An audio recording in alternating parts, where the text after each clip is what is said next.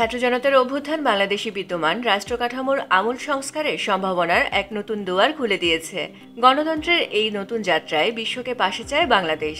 অন্তর্বর্তী সরকারের প্রধান উপদেষ্টা ডক্টর মোহাম্মদ ইউনূস বাংলাদেশের মুক্তি ও গণতান্ত্রিক আকাঙ্ক্ষাকে বাস্তবে রূপ দিতে বিশ্ব সম্প্রদায়কে নতুনভাবে সম্পৃক্ত হওয়ার আহ্বান জানিয়েছেন।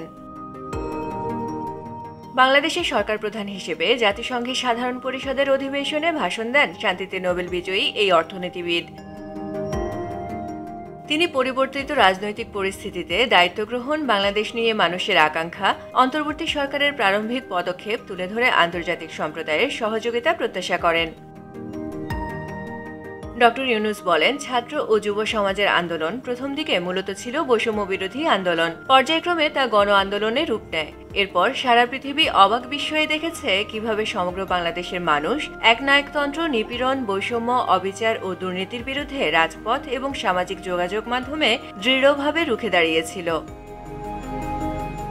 তিনি বলেন, দায়িত্ব গ্রহণের পর অন্তর্বর্তী সরকার দেখতে পায় সর্বগ্রাসী দুর্নীতি একটি কার্যকর গণতান্ত্রিক ব্যবস্থাকে ধ্বংসস্তূপে পরিণত করেছে। রাষ্ট্রের মূল প্রতিষ্ঠানগুলোকে নির্মম দলীয়করণের আবর্তে বন্দী করে রাখা হয়েছিল। জনগণের অর্থ সম্পদকে নিদারুণভাবে লুটপাট করা হয়েছিল। একটি বিশেষ স্বার্থান্বেষী গোষ্ঠী সব ব্যবসা বাণিজ্যকে অন্যায়ভাবে নিজেদের হাতে কুক্ষিগত করে দেশের সম্পদ অবাধে বিদেশে পাচার করে দিয়েছে। ডক্টর ইউনূস বাংলাদেশের মুক্তি ও গণতান্ত্রিক আকাঙ্ক্ষাকে বাস্তবে রূপ দিতে বিশ্ব সম্প্রদায়কে নতুন বাংলাদেশের সঙ্গে নতুনভাবে সম্পৃক্ত হওয়ার আহ্বান জানিয়ে বলেন, আমরা মানুষের মৌলিক অধিকারকে সমুন্নত ও সুরক্ষিত রাখতে দৃঢ় প্রতিজ্ঞ। আমাদের দেশের মানুষ মুক্তভাবে কথা বলবে, ভয়ভীতি ছাড়া সমাবেশ করবে, তাদের পছন্দের ব্যক্তিকে ভোট দিয়ে নির্বাচিত করবে। এটাই আমাদের লক্ষ্য।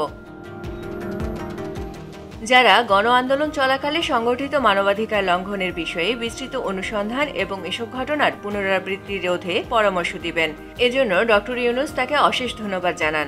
ক্ষুদ্র ঋণের উপর গৃহীত রেজুলেশনের কথা সেই সময় জাতিসংঘ 2005 সালকে এছাড়া বৈশ্বিক পরিসরে জলবায়ু সংকট মোকাবেলা এবং বৈশ্বিক অর্থনীতির সুসংহতকরণে যুগপতভাবে কাজ করার তাগিদ দেন ডক্টর ইউনূস। এই প্রেক্ষাপটে তিনি 3-0 লক্ষ্য অর্জনের প্রস্তাব দেন। সে লক্ষ্যগুলো হচ্ছে 0 দারিদ্র্য, 0 বেকারত্ব এবং 0 নেট কার্বন নিঃসরণ। ফারজানা পপি, দৈনিক সমাচার, ঢাকা।